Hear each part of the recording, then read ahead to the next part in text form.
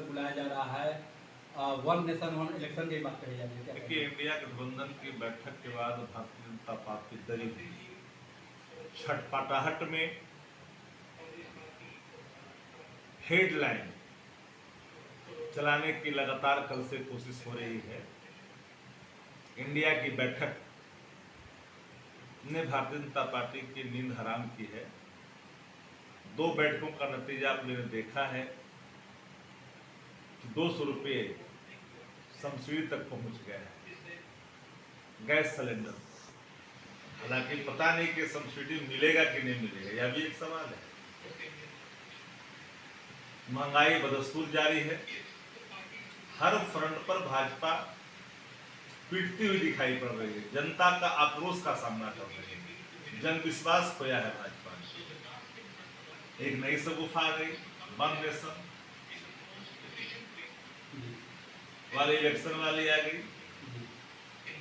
अरे भैया, one nation one tariff की बात क्यों नहीं करती? और जाके क्षेत्र में बिहार उसके लिए भुगत रहा है। अब कढ़ाई चढ़ा करके कोहड़ा रोकने गए हैं सब्जी के लिए, माथे पर चुनाव आन पड़ी है।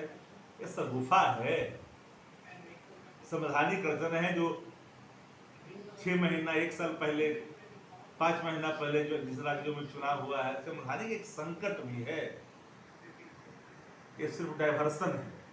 उनके घमंड का मान मर्दन हो रहा है, अहंकार से लबरेज भारतीय जनता पार्टी के नेताओं का अहंकार चूर होगा, तो घमंड तो उनका तोड़ रही है देश की जनता। मुख्यमंत्री नीतीश कुमार ने एक बार फिर से आशंका जताई है कि पहले चुनाव हो सकता कोई है। ठिकाना नहीं है कि भारतीय जनता पार्टी कब और क्या निर्णय ले ले। नेशन वन इलेक्शन को लेकर जो है संसद का विशेष सत्र बुलाया जा रहा है, क्या कहना चाहेंगे?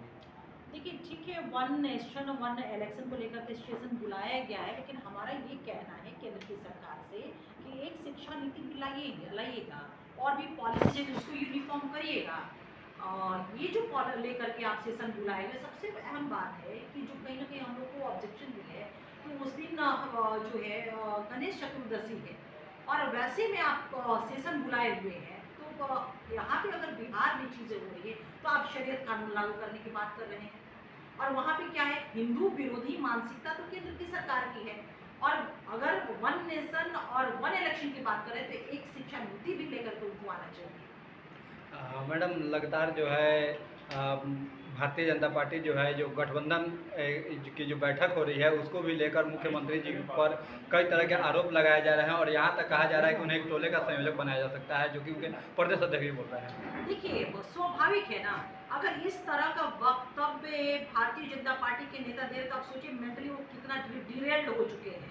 इस तरह का वक्तव्य एक सामान्य मानसिकता का आदमी तो दे नहीं सकता है कि एक टोले का संयोजक की अगर बात कर रहे हैं। और उनका ये जो बयान इन लोग का लगातार जो आ रहा है उससे आप स्पष्ट महसूस करें कि बहुत परेशान, हताश है बिहार को लेकर के, इंडिया को लेकर के, इंडिया गठबंधन जो बना। और हमारे आदरणीय नेता श्री नीतीश कुमार जी को जो टारगेट कर रहे हैं तो ये भी स्वाभाविक है, क्योंकि देश में विपक्ष तो बिखरा हुआ था ना। आदरणीय नेता नीतीश कुमार जी ने विपक्षी एकता को लेकर के जो पहल किया वो किस तरह से सार्थक रूप में राष्ट्रीय पटल पे दिख रहा है। पटना में, बेंगलुरु में और महाराष्ट्र में अब ये क्या कहते थे, पटना का जब बैठक से पहले बैठक होगी ही नहीं, उसके बाद जब बेंगलुरु में हुआ इन्होंने कहा कि बैठक में कुछ निर्णय होगा ही नहीं, सब लोग अलग अलग हो जाएंगे। आपने देखा कि किस तरह से हम 16 से वहाँ 26 दल बन गए थे और अभी महाराष्ट्र को लेकर के किस तरह से टिप्पणी कर रहे थे। आज देख लीजिए कि सर्वसम्मति से तमाम पॉलिटिकल पार्टियों के जो शीर्ष नेता हैं किस तरह से उन्होंने अपनी सहमति बनाई और आज हमारा कोऑर्डिनेशन कमेटी भी बन करके वो तैयार हुई है। तो ये हताशा में और परेशान होकर के इलेक्शन की बात कही जा रही है, संसद का सत्र भी बुलाया जा रहा है, क्या कहना चाहेंगे? देखिए, अभी तो माननीय प्रधानमंत्री जी ने वन नेशन वन इलेक्शन के लिए कमेटी बनाई है और वो कमेटी भी उन्होंने बनाया है तो एक ऐसे व्यक्ति के नेतृत्व में बनाया है जो देश के सर्वोच्च पद पर, राष्ट्रपति के पद पर बैठ करके आए हैं और वो एक अच्छे रामनाथ कोविंद जी कानूनविद भी हैं। इन लोगों को भरोसा रखना चाहिए, कमेटी का रिपोर्ट आ जाए उसके बाद में प्रधानमंत्री जी कोई निर्णय लेंगे। तो एक कमेटी बनाने से इन लोगों में इतना दहशत है, इतना भय व्याप्त है कि लोग क्या से क्या बोल रहा है। लोकतंत्र खतरे में तो संविधान खतरे में, लोकतंत्र भी सुरक्षित है, संविधान भी सुरक्षित है। हाँ, खतरे में अगर कोई है तो एक ही है वंशवादी पार्टी और परिवारवाद वाला पार्टी, उसको खतरा, भ्रष्टाचारियों को खतरा होल है, इसलिए ये लोग बेचैन होकर के इस तरह की बात कर रहे हैं।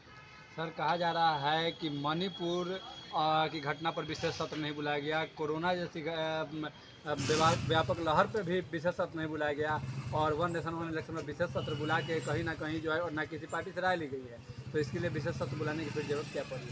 कोरोना जैसे महामारी में प्रधानमंत्री जी ने कितना बड़ा बेमिसाल इंडिया के लिए कायम किया कि दूसरे देश के लोग भी भारत का प्रेरणा लेकर के अपने देश के लोगों को के सुरक्षा, जान माल की सुरक्षा के लिए यहाँ से वैक्सीन मंगवाए, तो इससे बड़ा और क्या हो सकता है? विशेष सत्र की बात करते हैं, चर्चा से क्यों भाग रहे थे?